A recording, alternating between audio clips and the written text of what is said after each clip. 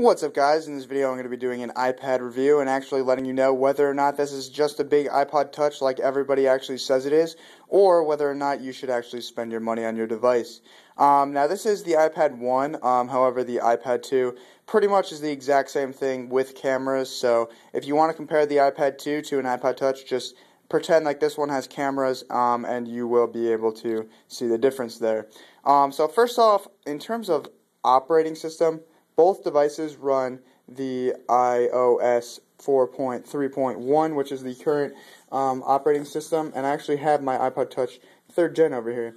So as you can see, they both have the iOS 4.3.1, and it is very smooth on the iPad, and as you can see, it is rather smooth on the iPod Touch 2 as well. Also, this is the iPod Touch 3G, which is the equivalent of the 3GS iPhone, just so you guys know. But yeah, they are very smooth on the devices. So yeah, let's just do some comparison videos, and I'm going to let you guys know whether or not this is actually just a big iPod.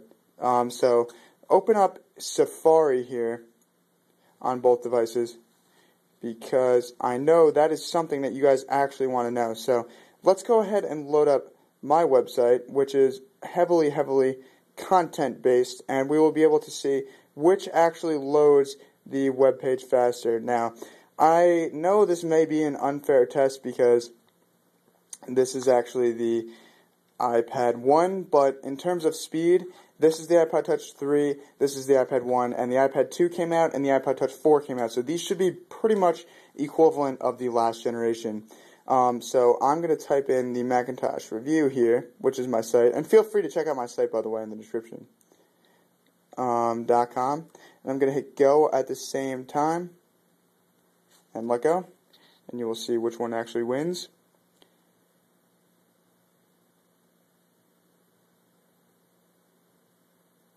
And it looks like the iPad is finished right now, and the iPod Touch is just about done. The iPod Touch is done. So the iPad in that website was slightly faster, not too bad. So let's go ahead and load up, let's say, Engadget, which is another highly content-based website. Engadget.com, Engadget.com. I'm going to go ahead and click go at the same time again, and you can see which one loads faster.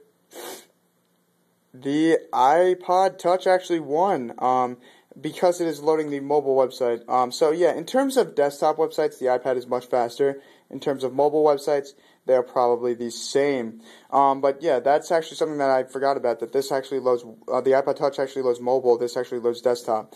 But that's browsing. The browsing on the iPad is definitely faster in desktop, definitely faster in mobile on the iPod Touch. Next up, let's go to the, let's say, iPod, open up music on the iPod Touch. And obviously, you're going to get a much more full-featured experience on the iPad. This iPod Touch, as you can see, is, I'm sure you guys know, the interface is just one scroll bar. You can only see the names, and you can switch along the tabs on the bottom. But on the iPad, you can actually see everything. You have all of your playlists over here. It looks much more like the desktop version, and you can choose your songs, you can see screen flow, etc. So I'm going to say the iPad actually wins in terms of iPod and music consumption. Next, let's go to YouTube, which is a major difference on both. I'm going to say the iPad definitely wins in this realm.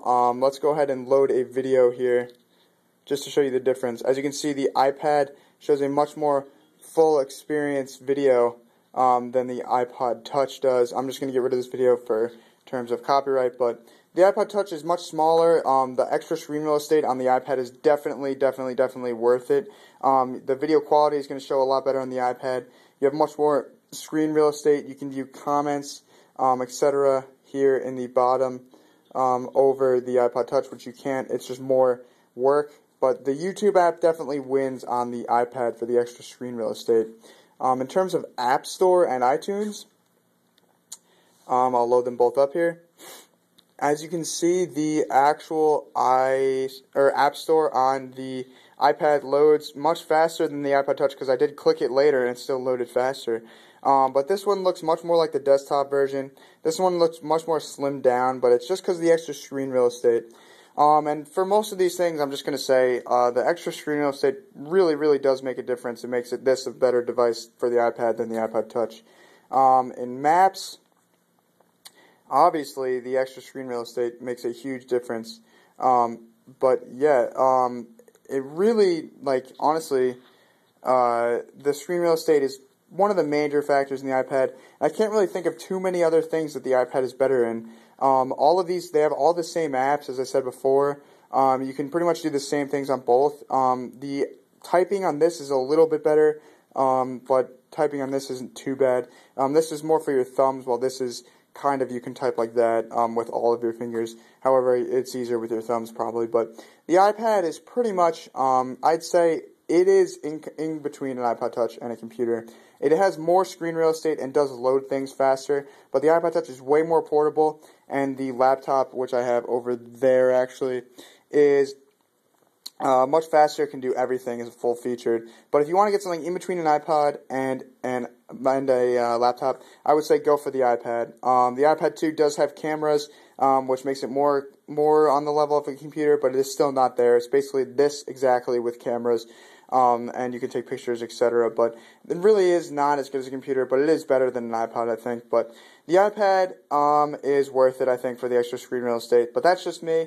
Go ahead and leave a comment in the description so I can hear your opinions. But thanks for watching, guys. If you like this video, be sure to click the subscribe button up there. It really helps me out. And be sure to rate thumbs up as well. And also be sure to follow me on Twitter, visit my website, and like me on Facebook in the description.